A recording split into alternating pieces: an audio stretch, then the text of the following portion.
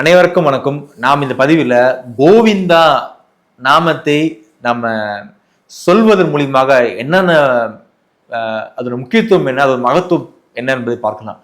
இந்த கோவிந்தா நாமம் எப்படி பெருமாளுக்கு வந்தது அப்படின்னா, கிருஷ்ண அவதாரத்துல அந்த கல்மலை பொழியுது உங்களுக்கு எல்லாருக்குமே தெரியும். அப்ப பாத்தீங்கன்னா கோவர்தன் மலையை தூக்கி தன் துண்டு வரலால் கோவர்தன் மலையை தூக்கி பசுக்களை காத்தான் கண்ணன். ஆகவே அதனால பாத்தீங்கன்னா அவருக்கு வந்து கோவிந்தா அப்படின்னு கொடுத்தாங்க. கோனா பசு, விந்தன்னா காப்பாற்றுதல். அதாவது பசுவை காத்தவன், பசுவை காப்பாற்றியவன் என்பதற்காக கோவிந்தா பட்டம் என்பது கிருஷ்ணனுக்கு கொடுக்கப்பட்டுள்ளது. சரி, இந்த கோவிந்தா பட்டத்தை கொடுப்பதனோட முக்கியத்துவம் என்னன்னு தெரியுமா? பசுக்களை கிருஷ்ண பரமாத்மா ஏன் காப்பாத்தினார் அப்படின்னா, எல்லா விதமான காப்பாற்றுதலையும் கிருஷ்ண பரமாத்மா செய்யும் போது எல்லாரையும் கிருஷ்ண பரமாத்மா காப்பாற்றுகிறார். அதெல்லாம் பாத்தீங்கன்னா அவர்கள் அழைத்திருப்பார்கள், அதனால போய் கிருஷ்ணரை காப்பாற்றிருப்பார். ஆனா பசுவை மட்டுமே கிருஷ்ண பரமாத்மா அழைக்காமல் காப்பாற்றினார். ஏன் அப்படின்னா, அந்த பசு மாட்டுக்கு ஆபத்து வந்தா அதை உணரக்கூடிய சக்தியும் பசுமாடுக்கு கிடையாது. அப்படியே ஆபத்து வந்தாலும் அதை கேட்கக்கூடிய சக்தியும் திறனும் பசுமாடு கிடையாது. அப்படியே ஒரு ஆபத்தில் பிறர் காப்பாற்றினால் கூட அந்த ஆபத்தில் இவர்தான் காப்பாற்றினார் என்கின்ற உணரக்கூடிய சக்தியும் கிடையாது. அவருக்கு நன்றி செலுத்தும் சக்தியும் கிடையாது. பசுமாடுக்கு எதுவுமே தெரியாது. நம்மளுக்கு அதுக்கு ஆபத்து வருதுன்னு, பசுமாடுக்கு ஆபத்து வருதுன்னு தெரியாது. ஆபத்து வந்தால் அதற்கு எப்படி கேட்கணும்னு தெரியாது. காப்பாற்றுங்கள் என்று கேட்கவும் தெரியாது.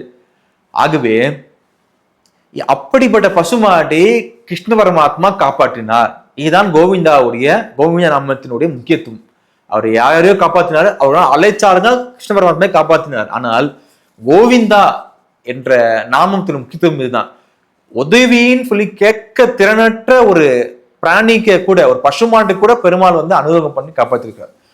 அது இந்த கோவிந்தா என்கின்ற நாமத்திற்கு அவ்வளவு முக்கியத்துவம். கிருஷ்ண பரமாத்மாவுடைய கருணை யோசிச்சு பாருங்க. கேட்கக்கூடிய திறனற்ற ஒரு பிராணியை கூட அவர் காப்பாற்றி ரட்சை கொடுத்தார். ஆகவே நாமும் அதே நிலைமை தான் இப்போ. நம்மளுக்கு என்ன ஆபத்து யாரால வரும், எப்படி வரும் நம்மளுக்கு யாருக்குமே தெரியாது. அதை எப்படி கிருஷ்ண பரமாத்மா கேட்டு நம்ம வந்து காப்பாத்துங்க அப்படின்னு சொல்லி கேட்கும் திறன் நம்மளுக்கு கிடையாது. ஆகவே இதை உணர்ந்து, இந்த கோவிந்த நாமத்தினுடைய முக்கியத்துவத்தை உணர்ந்து நாமும் தினந்தோறும் கோவிந்தா சொல்லி பாராயணம் செய்வோம். கிருஷ்ண பரமாத்மாவுடைய பரிபூர்ண அனுகிரகத்தையும் கருணை பெற்றுவிடுவோம். அது மட்டும் இல்ல, எவ்வளவோ நாமங்கள் இருந்தா கூட இந்த கோவிந்த நாமத்துக்கு அவ்வளவு முக்கியத்துவம். திருப்பதி போனீங்கன்னா போதும், எவ்வளோ நாமம் இருக்குது பெருமாளுக்கு. 1000 நாமங்கள் கொண்ட மாமாயன் பெருமாள். அப்படிப்பட்ட அவ்வளோ நாமங்கள் இருந்தாலும் நாம சாதாரணமா திருப்பதி போகும்போது சரி, எங்கனாலும் சரி, கோவிந்தா தான் கூப்பிடும். அவ்வளவு பெரிய உன்னதமான நாமம் அது. ஏன்னா கேட்க திறனற்ற ஒரு பிராணி கூட பெருமாள் வந்து அவ்வளோ அனுபவம் பண்ணியிருக்கிறாரு. ஆகவே நாம் தினமும் கோவிந்த நாமத்தை சொல்லுவோம். ஓம் நமோ நாராயணாய. நன்றி, வணக்கம். அடுத்த காணொலிக்காக காத்திருக்கும். நன்றி, வணக்கம்.